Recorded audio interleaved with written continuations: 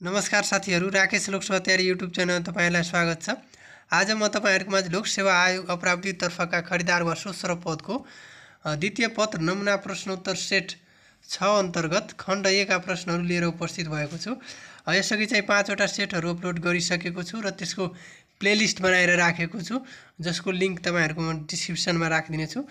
So कृपया त्यो पनि गएर हेर्नु होला। आउँदै गरेको मंसिर 24 गते हुने परीक्षाको लागि यो भिडियो अति नै महत्त्वपूर्ण हुनेछ र आशा छ कि तपाईहरुलाई यो पक्कै पनि सहयोग हुनेछ हैन यसबाट। र यदि च्यानलमा नयाँ हुनुहुन्छ भने यस्तै महत्त्वपूर्ण भिडियोहरुको लागि च्यानललाई सब्स्क्राइब गरी बेल आइकन पनि थिच्नु होला, ताकि यस्तै भिडियोहरु अपलोड हुने बित्तिकै तपाईहरुको माझ पुगोस्। अब आजको प्रश्नहरुतर्फ लागौं। आजको पहिलो प्रश्न रहेको छ प्रश्न नम्बर 1 मा सहायक कर्मचारीको परिचय दिँदै सहायक कर्मचारीको कार्यहरूको सूची बनाउनुहोस्। 5 मार्क्सको रहेको छ। सबभन्दा पहिला चाहिँ सहायक कर्मचारी हैन, यसलाई चाहिँ मैले कोटेसनमा राखेको छु। फ्रन्ट डेस्कमा रही कार्य गर्ने कर्मचारी भन्नाले सबभन्दा फ्रन्ट लाइनमा हैन रहेर कार्य गर्ने कर्मचारी सहायक कर्मचारी हुन् हैन। अब कुनै पनि कार्यालयमा उच्च तहको निर्णायक भूमिकामा रहेका कर्मचारीहरूलाई उनीहरूको जिम्मेवारी वहन गर्न तथा कार्य गर्न सहयोग पुर्याउने विभिन्न सहयोगी कार्यहरू सम्पादन गर्ने जनशक्तिहरूलाई नै के भनिन्छ, जनशक्तिलाई नै के भनिन्छ त सहायक कर्मचारी भनिन्छ हैन। सहायक कर्मचारीले के गर्छ त कार्यालय प्रमुखलाई उनीहरूको आफ्नो जिम्मेवारी हैन वहन गर्न तथा कार्य गर्न सहयोगी भूमिकामा रहेको हुन्छ हैन। सहायक कर्मचारी आफैले कार्यालयका कार्यहरूमा निर्णायक भूमिका खेल्ने नभई कार्यालय प्रमुखको कार्य सम्पादन सम्बन्धी जिम्मेवारी निर्वाह गर्न विशेष योगदान र सहयोग पुर्याउने गर्दछ हैन। आफै चाहिँ निर्णायक भूमिकामा रहदैन, तर कार्यालय प्रमुखको कार्य सम्पादनमा चाहिँ सहायक कर्मचारीको के हुन्छ त विशेष योगदान हुन्छ हैन। अब सहायक कर्मचारीका कार्यहरू है, सबभन्दा पहिला चाहिँ दैनिक कार्य योजना बनाई सोही अनुसार कार्य गर्ने हैन। प्रमुख तथा माथिल्लो पदका कर्मचारीलाई कार्यमा सहयोग गर्ने, माथिल्लो तहका कर्मचारीहरूले दिएको निर्देशन पालना गर्ने हैन। दर्ता चलानी फाइलिङ तथा अभिलेख व्यवस्थापन गर्ने, पत्रको मस्यौदा तयार गर्ने र टाइप गर्ने हैन। त्यस्तै सूचना सङ्कलन सम्प्रेषण गर्ने, विभिन्न प्रतिवेदनहरू तयार गर्ने हैन, जस्तो भ्रमण प्रतिवेदन हैन, एउटा चाहिँ फाँटबारीहरू हुन्छ। त्यस्तै विभिन्न जनसम्पर्क कायम गर्ने हैन, जनसम्पर्क कायम गर्ने। त्यस्तै आर्थिक कारोबार र जिन्सी सामग्रीको हिसाब राख्ने, कार्यालयका स्रोत साधन र सम्पत्तिको संरक्षण गर्ने हैन, र मितव्ययिता पूर्वक चाहिँ प्रयोग गर्ने। त्यस्तै टिपोट गर्ने उल्था गर्ने हैन, टिपोट गर्ने उल्था गर्ने भने ट्रान्सलेट गर्ने हैन। प्रमुखलाई हैन, कार्यालय प्रमुखलाई चाहिँ स्मरण गराउने कुनै कार्यको लागि हैन। त्यस्तै संगठनको नीति तथा कार्यक्रम अनुसार कार्य गर्ने हैन। यी कार्यहरू चाहिँ सहायक कर्मचारीका हुन्छन्। यसरी सहायक कर्मचारीहरूले माथि उल्लेखित काम कर्तव्य इमानदारीतापूर्वक सम्पादन गरेमा संगठनात्मक लक्ष्य प्राप्ति गर्न संगठन वा कार्यालय प्रमुखलाई महत्त्वपूर्ण सहयोग पुग्दछ। यसरी चाहिँ निष्कर्ष लेख्न सकिन्छ। अब प्रश्न नम्बर 2 मा रहेको छ सञ्चार भनेको के हो, सञ्चारका अवरोधहरू के हुन् लेख्नुहोस्। यो पनि 5 अङ्कको रहेको छ। सबभन्दा पहिला चाहिँ सञ्चार है, सञ्चारलाई चाहिँ an exchange of facts ideas opinions information और इमोसन्स भनेर मैले थिम राखेँ हैन। 2 वा 2 भन्दा बढी व्यक्ति समूह वा संगठन बीच विभिन्न सूचना तथा जानकारीलाई अर्थपूर्ण ढङ्गले आदान प्रदान गर्ने कार्य नै के हो त सञ्चार हो हैन। 2 वा 2 भन्दा बढी व्यक्ति हुन सक्छ हैन, समूह हुन सक्छ, संगठन हुन सक्छ हैन। उनीहरु बीच चाहिँ विभिन्न सूचना वा जानकारी चाहिँ अर्थपूर्ण तरिकाले आदान प्रदान गर्ने कार्य नै के हो त सूचना हैन, सूचनाको प्रवाह। अब सञ्चारबाट सूचना सन्देश विचार आदि बोली वा संकेतद्वारा वा लिखित रूपमा प्रवाह हुन्छ हैन। सञ्चारबाट के हुन्छ त सूचनाको सन्देश वा विचारलाई चाहिँ बोलेर लेखेर वा संकेतद्वारा चाहिँ के हुन्छ त प्रवाह हुन्छ। अब सञ्चारका अवरोधहरू हैन, सञ्चारमा के अवरोधहरू हुन्छ त सबभन्दा पहिला चाहिँ भौतिक अवरोध हैन। भौतिक अवरोधमा चाहिँ जस्तो कि भौगोलिक दूरी, अवस्था, विकटता हैन। भौगोलिक दूरी, भौगोलिक अवस्था र विकटता अवरोधको रूपमा हुन्छ। त्यस्तै भाषागत अवरोध हैन, अशुद्ध तथा बहुअर्थ लाग्ने भाषा, अस्पष्ट, जटिल र कठिन शब्दको प्रयोग हुने, यो चाहिँ भाषागत अवरोध हो। यसले पनि सञ्चारको प्रवाहमा चाहिँ रुकावट ल्याउँछ। अर्को चाहिँ मनोवैज्ञानिक अवरोध। डर, त्रास, पूर्वग्राही, जिद्दी स्वभाव, छिट्टै निष्कर्षमा पुग्ने बानी, यी कारणले पनि चाहिँ सञ्चारमा अवरोध पुग्छ। त्यस्तै प्रक्रियागत अवरोध हैन, प्रापकको पहुँचमा नरहेको साधन वा माध्यमको प्रयोग हुनु हैन। अब जुन माध्यम चाहिँ सोसियल मिडिया होस् अथवा चाहिँ कुनै माध्यम हैन जुन चाहिँ प्रापकको पहुँचमै छैन, त्यस्ता माध्यमबाट चाहिँ सूचना अथवा के भन्छ इन्फर्मेसन प्रवाह हुनु भने यो पनि एउटा चाहिँ के हो त अवरोध हो हैन। भन्नाले प्रापकको पहुँचमा नरहेको साधन वा माध्यमको प्रयोग हुनु पनि एउटा अवरोध हो। त्यस्तै सङ्गठनात्मक अवरोध। जटिल संरचना र अप्रभावकारी नेतृत्व, एउटा सङ्गठनात्मक अवरोध भयो। त्यस्तै सामाजिक सांस्कृतिक अवरोध। परम्परागत सामाजिक सांस्कृतिक मूल्य, मान्यता, विश्वास र परम्परा। लैङ्गिक असमानता हैन, लैङ्गिक असमानता, महिला र पुरुष हैन बिचको असमानताको कारणले पनि कहिलेकाहीँ चाहिँ कुनै कुरा चाहिँ गोप्य राख्नुपर्ने हुन्छ यो लैङ्गिक असमानताको कारणले। त्यस्तै वातावरणीय अवरोध है, मौसमको गडबडी हैन, हो हल्ला, अधिक सवारी साधन, यी चाहिँ वातावरणीय अवरोध हुन्। त्यस्तै प्राविधिक अवरोध है, प्राविधिक जटिलता, ज्ञान, सिप र क्षमताको कमी है, यो चाहिँ प्राविधिक भयो। प्रापक र प्रेषकका कमजोरी। अस्पष्ट सन्देश प्रवाह तथा बुझाइमा अस्पष्टता हैन, यो चाहिँ प्रापक र प्रेषकका कमजोरी हुन्। अस्पष्ट सन्देश नै प्रवाह हुनु अथवा बुझाइमै अस्पष्टता हुनु, यो पनि के हो त सञ्चारका अवरोध हुन् हैन। अब दुई पक्ष बीच हुने सञ्चारका विभिन्न अवरोधहरू रहेका छन्। यस्ता अवरोधहरूलाई उपयुक्त उपायहरू अवलम्बन गरी कम गर्न सकिन्छ हैन। यी चाहिँ निष्कर्ष भयो। अब प्रश्न नम्बर 3 मा रहेको छ छोटो टिप्पणी लेख्नुहोस्। यहाँ दर्ता र चलानीको अढाई मार्कको रहेको छ टिप्पणी लेखन। दर्ता र चलानीको बारेमा सबभन्दा पहिला चाहिँ दर्ता है। दर्ता पत्र व्यवहारको प्रारम्भिक कार्य के हो त दर्ता हैन। पत्र व्यवहारको प्रारम्भिक कार्य दर्ता, यसरी थिममा राख्न सक्नुहुन्छ। अब कुनै कार्यालयमा हैन अन्य कार्यालय, सङ्घ संस्था वा व्यक्तिबाट प्राप्त हुन आएका विभिन्न चिठी, पत्र, आदेश, निवेदन, प्रतिवेदन तथा अन्य कागजातहरूको विषयको आधारमा सोको प्राप्त भएको प्रारम्भिक अभिलेख राख्ने कार्यलाई के भनिन्छ त दर्ता भनिन्छ हैन। कुनै पनि बाहिरबाट हैन अन्य संस्था निकायबाट आएको पत्रहरूको प्रारम्भिक अभिलेख राख्ने काम नै के हो त दर्ता हो।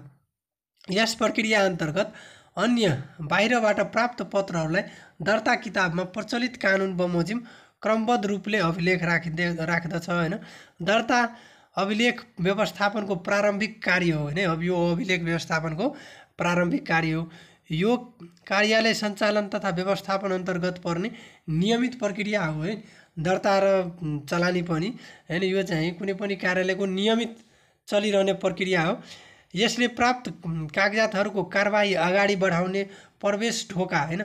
अब दर्ताबाट नै कुनै पनि पत्रको अथवा कागजातको कारबाही अगाडि बढ्ने हुँदा यसलाई चाहिँ प्रवेश ढोका तथा जगको रूपमा काम गर्दछ हैन। यसले प्रवेश ढोका तथा जगको रूपमा काम गर्दछ।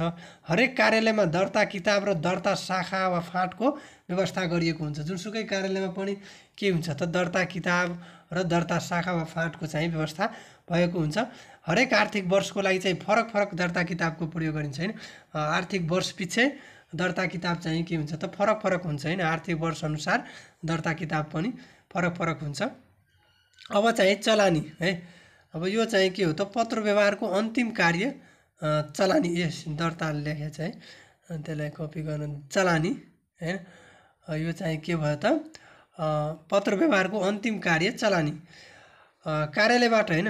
अब यहाँ चाहिँ कार्यालयबाट अन्य व्यक्ति हैन, अब एउटा आफ्नो कार्यालयबाट अन्य व्यक्ति, निकाय वा सङ्घ संस्थामा पत्रचार गर्दा व्यवस्थित एवं क्रमबद्ध रूपले अन्तिम अभिलेख राख्ने कार्यलाई चलानी भनिन्छ नि।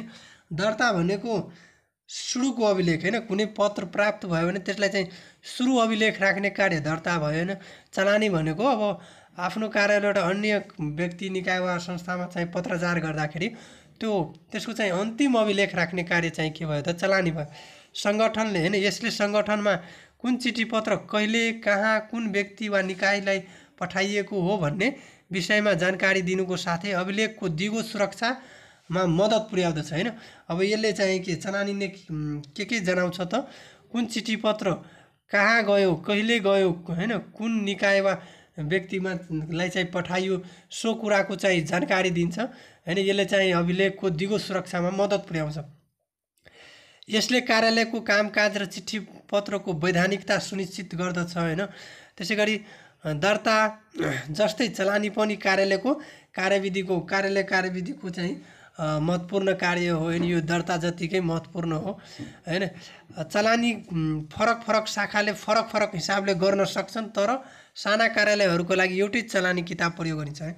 अब ठुलो संरचना छ भने हैन, ठुलो कार्यालय छ भने फरक शाखाले पनि चलानी छुट्टै गर्न सक्छन् हैन। तर साना कार्यालयमा चाहिँ एउटै चलानी चाहिँ किताब प्रयोग गरिन्छ, एउटै चलानी शाखाबाट चाहिँ सबै पत्रहरू चलान हुन्छ सानो कार्यालयहरूमा हैन। प्राय चलानी सम्बन्धी कार्य गर्नका लागि प्रत्येक कार्यालयमा चलानी किताब र चलानी शाखा वा फाँटको व्यवस्था गरिएको हुन्छ हैन। दर्ता जस्तै प्रत्येक कार्यालयमा चाहिँ के गरिएको हुन्छ त चलानी किताब र चलानी शाखा वा फाँटको व्यवस्था गरिएको हुन्छ। हरेक आर्थिक वर्षको लागि फरक चलानी किताबको प्रयोग गरिन्छ हैन। दर्ता जस्तै यो पनि प्रत्येक आर्थिक वर्षमा चाहिँ फरक चलानी किताबको प्रयोग गरिन्छ। त्यस्तै अब चाहिँ हाल चाहिँ अब अनलाइन मार्फतबाट सफ्टवेयर प्रणालीबाट पनि दर्ता र चलानी चाहिँ भइराखेको छ कार्यालयहरूमा। अब प्रश्न नम्बर 4 मा है, नेपालको सार्वजनिक प्रशासनमा जनसम्पर्क व्यवस्थापनका लागि कुन तरिकाहरू अवलम्बन गरिएको छ उल्लेख गर्नुहोस्। यो पनि 5 अङ्कको रहेको छ। सबभन्दा अब जनसम्पर्क व्यवस्थापन हैन, संगठनको प्रभावकारिताको लागि जनसम्पर्क व्यवस्थापन कोटेसन राखे हैन। जनसम्पर्कलाई प्रभावकारी, व्यवस्थित, वैज्ञानिक र नतिजामुखी बनाउनका लागि आवश्यक कार्यविधि तय गर्ने, स्रोत साधनको व्यवस्था गर्ने, जनशक्ति परिचालन गर्ने तथा प्रभावकारी सञ्चार प्रणाली विकास गर्ने कार्यको समष्टि नै जनसम्पर्क व्यवस्थापन हो हैन। जनसम्पर्कलाई प्रभावकारी, व्यवस्थित, वैज्ञानिक र नतिजामुखी बनाउनको लागि हैन कार्यविधि तय गर्नु, स्रोत साधनको व्यवस्था गर्नु, जनशक्ति परिचालन गर्नु हैन, सञ्चार प्रणालीको विकास गर्नु, यी सबै कार्यहरूको समष्टि नै के हो त जनसम्पर्क व्यवस्थापन हो। अब चाहिँ सार्वजनिक प्रशासनमा जनसम्पर्क व्यवस्थापनका लागि अवलम्बन गरिएका तरिकाहरूलाई देखाबमोजिम उल्लेख गर्न सकिन्छ। के कस्ता तरिकाहरू अवलम्बन गरिएको छ त सार्वजनिक प्रशासनमा जनसम्पर्क व्यवस्थापन गर्नको लागि त जनसम्पर्क कक्ष र नागरिक सहायता कक्षको स्थापना गरिएको छ हैन। त्यस्तै सार्वजनिक सुनवाई सम्बन्धी व्यवस्था भएको छ हैन। सामाजिक सञ्जालको प्रयोग, वेबसाइटको व्यवस्था, सूचना अधिकारी र प्रवक्ताको व्यवस्था हैन, गुनासो सुन्ने अधिकारीको व्यवस्था हैन, गुनासो पेटिका र गुनासो व्यवस्थापन, त्यसैगरी टोल फ्री नम्बर है, टोल फ्री नम्बर, हेलो सरकारको सञ्चालन, आम सञ्चारको प्रयोग, नागरिक वडापत्रको व्यवस्था, घर दैलो अभियान र घुम्ती सेवा सञ्चालन हैन, आयोजन परियोजना जनताको प्रत्यक्ष हैन, आयोजना र परियोजनामा जनताको प्रत्यक्ष सहभागिता र स्वामित्वमा सञ्चालन गरिने व्यवस्था हैन, सहभागितामूलक योजना प्रणाली आदि चाहिँ यो चाहिँ जनसम्पर्क व्यवस्थापनका लागि गरिएका चाहिँ अवलम्बन गरिएका उपायहरू हैन छन्, तरिकाहरू। अब अन्त्यमा जनसम्पर्क व्यवस्थापन कार्यालय व्यवस्थापनको एउटा चाहिँ महत्त्वपूर्ण र अपरिहार्य पक्ष हो है। अब प्रश्न नम्बर 5 मा रहेको छ, यो चाहिँ लामो प्रश्नोत्तर रहेको छ। अभिलेख व्यवस्थापनका चक्र उल्लेख गर्नुहोस्। नेपालमा अभिलेख व्यवस्थापनमा देखिएका समस्या र समाधानका उपायहरू लेख्नुहोस्। यो 10 अङ्कको रहेको छ। सबभन्दा पहिला चाहिँ अभिलेख व्यवस्थापन। अब अभिलेखको दिगो सुरक्षाका लागि अभिलेख व्यवस्थापन भनेर कोटेसन राखे हैन। यहाँ चाहिँ हेर्नुस् है, अभिलेखको इक्विजिसन हैन, यसलाई चाहिँ नेपाली वा इङ्ग्लिसमा लेख्दा हुन्छ, एउटैमा लेख्नु होला। अभिलेखको इक्विजिसन हैन, यसलाई चाहिँ एलोकेसन, युटिलाइजेसन उपयोग हैन, प्रोटेक्सन संरक्षण र विनाश हैन डिस्पोजल गर्ने कार्यहरूको संयोजन नै के हो त अभिलेख व्यवस्थापन हो हैन। भन्नाले अभिलेखको प्राप्ति, वर्गीकरण, उपयोग, संरक्षण र विनाश गर्नेसम्मको सम्पूर्ण कार्यहरूको संयोजन नै के हो त अभिलेख व्यवस्थापन हो। यसलाई चाहिँ इङ्ग्लिसमा सम्झिँदाखेरि AAUPD भनेर सम्झिन सक्नुहुन्छ। एक्विजिसन, एलोकेसन हैन, त्यसपछि युटिलाइजेसन, प्रोटेक्सन एन्ड डिस्पोजल भनेर सम्झिन सक्नुहुन्छ। यो कार्यालय व्यवस्थापनको एउटा चाहिँ अभिन्न अङ्ग हो। यसले सङ्गठनको सफलता र असफलता निर्धारण गर्दछ हैन। अभिलेख व्यवस्थापनले चाहिँ कुनै सङ्गठनको सफलता र असफलता निर्धारण गर्दछ र एउटा चाहिँ यो कार्यालय व्यवस्थापनको एउटा अभिन्न अङ्ग पनि हो। अब अभिलेख व्यवस्थापनको चक्र है, यसलाई चाहिँ फिगरमा यसरी देखाउन सकिन्छ हैन। कार्ड भनेर सम्झिन सक्नुहुन्छ, CARD हैन, कार्ड भनेर सम्झिन सक्नुहुन्छ, CARD। Creation, administration, retention and disposal and फेरि क्रिएसन, यसरी चाहिँ रेकर्ड म्यानेजमेन्ट साइकल चाहिँ रहेको छ। यो चित्रबाट चाहिँ यसलाई यसरी गर्न सकिन्छ। अब चाहिँ सिर्जना है, सबभन्दा पहिला चाहिँ सिर्जना अभिलेख व्यवस्थापनको पहिलो प्रक्रिया हो। यस अन्तर्गत अभिलेखको प्राप्ति गर्ने, सिर्जना गर्ने र सङ्ग्रह गर्ने कार्यहरू पर्दछन्। अनि त्यस्तै उपयोग, एडमिनिस्ट्रेसन, यस अन्तर्गत कागजातहरूको उपयोग, वर्गीकरण, मूल्याङ्कन एवं प्रमाणीकरण गर्ने कार्य गर्दछ हैन। त्यस्तै संस्थागत वा अभिलेखीकरण, रिटेन्सन, यस अन्तर्गत कागजातहरूलाई register, file, computer, web page, microfilm आदिमा सुरक्षित राख्ने कार्य गर्दछ हैन। त्यसैगरी अन्तिम कार्य रहेको छ विनाश एन्ड डिस्पोजिसन। अभिलेख व्यवस्थापनको अन्तिम प्रक्रिया विनाश हो। प्रचलित कानुनले तोकिएको अवधिसम्म सुरक्षित राखिसकेपछि त्यसको औचित्य समाप्त भएको छ भने त्यस्ता अभिलेखहरूलाई धुल्याउँदै वा नष्ट गर्दै अद्यावधिक गर्ने गरिन्छ हैन। यसरी चाहिँ अब एउटा अभिलेख व्यवस्थापनको चक्र रहेको छ।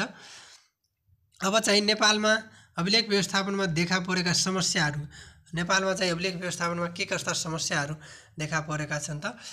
अभिलेख व्यवस्थापन सम्बन्धी नीतिगत अस्पष्टता, त्यस्तै अभिलेख व्यवस्थापनका लागि पर्याप्त स्रोत, साधन एवं भौतिक संरचनाको अपर्याप्तता हैन। अभिलेख संरक्षण सम्बन्धमा निश्चित विधि मापदण्डको पालना नभएको, परम्परागत शैलीमा अभिलेख व्यवस्थापन गर्नु हैन। अहिले पनि परम्परागत शैलीमा पोको पारेर हैन त्यसरी थन्काएर राख्ने चाहिँ प्रवृत्ति रहेको छ। तालिम प्राप्त दक्ष जनशक्तिको कमी हैन, अभिलेख व्यवस्थापनको लागि तालिम प्राप्त दक्ष जनशक्तिको कमी रहेको छ। त्यस्तै प्राथमिकीकरण गरी समय समयमा अप टु डेट नगरिनु हैन, अद्यावधिक समय समयमा अद्यावधिक नभएको हैन, यो पनि समस्या रहेको छ। त्यस्तै अभिलेख व्यवस्थापन सम्बन्धी ज्ञानको कमी, अभिलेख व्यवस्थापनलाई अझै पूर्ण रूपले IT बेस्ड बनाउन नसकिनु हैन, भन्नाले सूचना प्रविधिको प्रयोग चाहिँ गर्न नसक्नु पनि के रहेको छ त अभिलेख व्यवस्थापनको समस्या। अब यसका समाधानका उपायहरू, अभिलेख व्यवस्थापन सम्बन्धी सुस्पष्ट नीति तर्जुमा गरी प्रभावकारी रूपमा कार्यान्वयन गर्ने, अभिलेख व्यवस्थापनका लागि पर्याप्त स्रोत, साधन एवं भौतिक संरचनाको व्यवस्था गर्ने, वैज्ञानिक विधि तथा मापदण्डका आधारमा अभिलेख व्यवस्थापन गर्ने हैन, सूचना केन्द्रको स्थापना गर्ने, सम्बन्धित निकाय बीच नेटवर्किङ गर्ने हैन।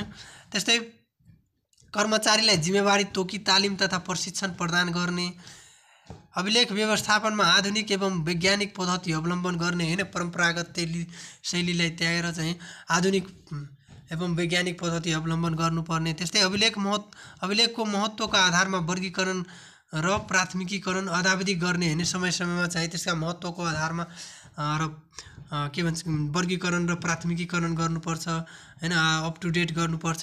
अभिलेख व्यवस्थापनमा आधुनिक सूचना प्रणालीको प्रयोगमा जोड दिने हैन, नयाँ सूचना प्रणालीहरूमा चाहिँ जोड दिनुपर्छ। अभिलेखको सुरक्षार्थ समय समयमा कीटनाशक औषधिको प्रयोग गर्ने आदि चाहिँ यसका समाधानका उपायहरू हुन् हैन।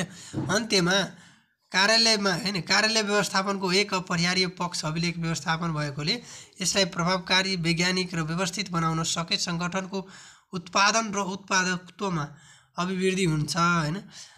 यसरी चाहिँ निष्कर्ष लेख्न सकिन्छ। अब चाहिँ अन्तिम प्रश्न रहेको छ, प्रश्न नम्बर 6 मा बैठक भनेको के हो? बैठकका महत्त्वहरू उल्लेख गर्दै बैठक का प्रक्रिया उल्लेख गर्नुहोस् हैन। बैठक भनेको के हो? बैठकका महत्त्व उल्लेख गर्दै बैठक व्यवस्थापनका प्रक्रिया उल्लेख गर्नुहोस् भन्ने रहेको छ। यो पनि 10 अङ्कको रहेको छ। सबभन्दा पहिला चाहिँ बैठक an assembly of people for a particular purpose होइन, स्पेसली फर फर्मल डिसिजन होइन। अब पिपुलहरूको एउटा मान्छेहरूको भेला होइन, कुनै एउटा विशेष उद्देश्य लिएर एउटा चाहिँ निश्चित डिसिजन गर्नको लागि, कुनै निर्णय गर्नको लागि, कुनै समस्याको समाधान खोज्नको लागि र चाहिँ सामूहिक रूपमा भेला भएर छलफल गर्नु नै के हो त, बैठक हो होइन। दुई वा दुईभन्दा बढी व्यक्ति, पदाधिकारी वा समूह बीच निश्चित उद्देश्यमा केन्द्रित रहेर पूर्व निर्धारित समय र स्थानमा वा आकस्मिक रूपमा होइन, निश्चित पूर्व निर्धारित समयमा पनि हुनसक्छ वा स्थानमा वा आकस्मिक रूपमा गरिने औपचारिक भेटघाट तथा छलफल नै के हो त, बैठक हो। बैठक लिखित वा अलिखित हुन्छ होइन। कार्यालय व्यवहारमा बैठक एक सामान्य प्रक्रिया हो। महत्त्वपूर्ण विषयहरूमा छलफल गरी समाधान निकाल्न बैठकको आवश्यकता पर्दछ। त्यस्तै कार्यालय स्थलमा होइन, कार्यस्थलमा विभिन्न स्तर तथा प्रकारका बैठक सञ्चालन वा सहभागी हुनुपर्ने हुन्छ होइन। कार्यस्थलमा चाहिँ विभिन्न प्रकारको बैठक सञ्चालन गर्नुपर्ने हुन्छ अथवा चाहिँ बैठकमा सञ्चालन वा सहभागी हुनुपर्ने हुन्छ है। त्यस्तै अब बैठकका महत्त्वहरू, बैठक चाहिँ किन जरुरी छ होइन, बैठकको आवश्यकता के हो, उद्देश्य के हो, महत्त्व के हो होइन। समस्याको गहनतामा पुगी उद्देश्य पुरा गर्न होइन, समस्याको गहनतामा पुगी उद्देश्य पुरा गर्न। त्यसै गरी धेरै पदाधिकारी वा संस्था एकै स्थानमा बसेर छलफल गर्न होइन। त्यसै गरी एकै पटक समूहका सदस्यहरूबीच सूचना सम्प्रेषण गरी समय बचत गर्न। त्यस्तै विशेष कार्यहरूको लागि सामूहिक सहभागितामा चाहिँ उपयुक्त निर्णय लिन है। त्यस्तै विवाद, अशान्ति एवं असहमतिको समाधान गर्न होइन। गुनासो सुनी व्यवस्थापनको लागि सामूहिक पहल गर्न। लिखित निर्णयको आवश्यकता पुरा गर्न। एक आपसमा परिचय गर्न तथा आत्मीयता बढाउन। त्यसै गरी प्रगति प्रतिवेदन लगायतका अन्य सूचना दिन। कुनै लेनदेन गर्न वा निर्णय गर्न। त्यस्तै विविध समस्याहरूको समाधान गर्न। जटिल विषयमा निर्णय निर्माण गर्न। नयाँ विचार प्राप्त गर्न वा प्रदान गर्न आदि चाहिँ बैठकका महत्त्वहरू हुन्। अब चाहिँ बैठक व्यवस्थापन प्रक्रिया होइन, बैठक व्यवस्थापनका प्रक्रिया। बैठकको योजना तय, बैठकको तयारी, बैठक सञ्चालनदेखि बैठकको माइन्युट लेखन तथा निर्णय कार्यान्वयनसम्मको समग्र प्रक्रियाको व्यवस्थापन नै के हो त, समग्र प्रक्रियाको व्यवस्थापन बैठक व्यवस्थापन हो। बैठक व्यवस्थापनको प्रक्रियालाई देहाय बमोजिम मूल्य गर्न सकिन्छ है।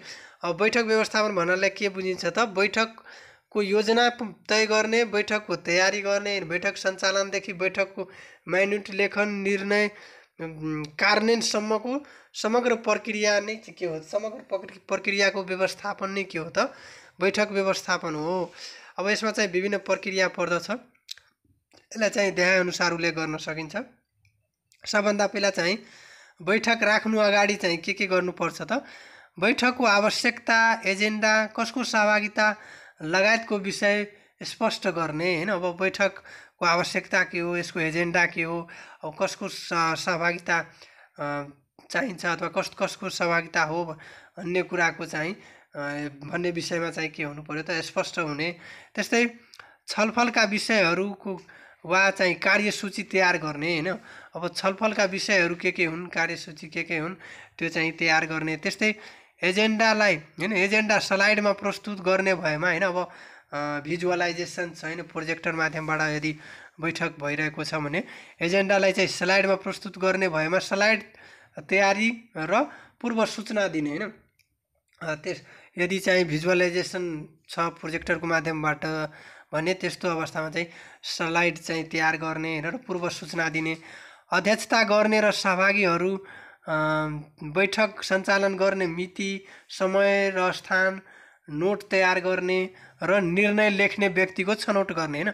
अब बैठकको अध्यक्षता कसले गर्ने हो होइन, सहभागीहरू को हुन्, बैठक सञ्चालन गर्ने मिति, समय र स्थान, मिति कहिले हो, समय कहाँ हो, कुन समयमा र कुन स्थानमा हुने हो, त्यो सबै कुराको टिपोट गर्ने।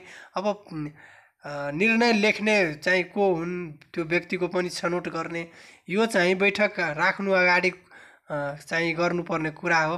अब चाहिँ बैठकको दौरान के गर्नुपर्ने हुन्छ, अध्यक्षता ग्रहण र बैठक सञ्चालक पहिचान र कार्यान्वयन गर्ने हैन। अब अध्यक्षता ग्रहण गर्ने, बैठक सञ्चालकको पहिचान र कार्यान्वयन गर्ने, त्यस्तै क्रमानुसारको एजेन्डा प्रस्तुति गर्ने हैन। अब छलफल गर्ने कुराहरू के हुन् त्यो चाहिँ क्रमानुसार प्रस्तुति गर्ने वा एकैपटक प्रस्तुति गर्ने। त्यसपछि चाहिँ छलफल एजेन्डाहरू स्लाइडमा प्रस्तुतिकरण गर्ने हैन। अब स्लाइडमा छ भने स्लाइडमा प्रस्तुतिकरण, नोट तयार गर्ने र निर्णय तयार गर्ने र प्रमाणित गर्ने हैन। अब त्यो निर्णय पनि तयार गर्नुपर्छ र प्रमाणित गर्ने। त्यसपछि अब बैठक पश्चातका चरण, बैठक पश्चातका चरण के हुन्छ, माइन्युट प्रमाणीकरण गर्ने हैन, विवरण सार्वजनिकीकरण गर्ने र कार्यान्वयन गर्ने हैन। त्यस्तै बैठक र माइन्युटको फ्लोअप गर्ने हैन। यी चाहिँ एउटा बैठकको प्रक्रिया वा चरण के भन्छ चक्र भने पनि, यो बैठक व्यवस्थापनको प्रक्रिया वा चक्र भने पनि यही कुरा हो हैन। यो कुरा चाहिँ बैठक सञ्चालनका कार्य भने पनि यही कुरा हो है। अन्त्यमा बैठकले सूचना सम्प्रेषण, समस्या सम्बोधन, निर्णय निर्माण, समझदारी निर्माण र सहकार्यको आधार तयार गर्दछ। उल्लेखित बैठक व्यवस्थापनका विषयहरूलाई ध्यान दिएमा बैठकले सार्थकता पाउने देखिन्छ। यसरी चाहिँ निष्कर्ष लेख्न सक्नुहुन्छ। यो चाहिँ खण्ड 1 का प्रश्नहरू रहेको थियो हैन। यो 40 मार्क्सको हुन्छ, 4 वटा 5 अङ्कको प्रश्न र 2 वटा 10 अङ्कको हैन, जम्मा 40 अङ्कको हुन्छ। यसै गरी चाहिँ अर्को भिडियोमा नेक्स्ट खण्ड हैन, खण्ड B का प्रश्नहरू लिएर आउनेछु। सो यस्तै महत्त्वपूर्ण भिडियोहरूको लागि यो च्यानललाई सब्स्क्राइब गर्न नभुल्नु होला र बेल आइकन पनि थिच्नु होला र भिडियो मन परेमा भिडियोलाई लाइक गरिदिनु होला, सेयर गरिदिनु होला र आफ्नो कमेन्ट पनि गर्नु होला। आजको लागि यति नै, धन्यवाद।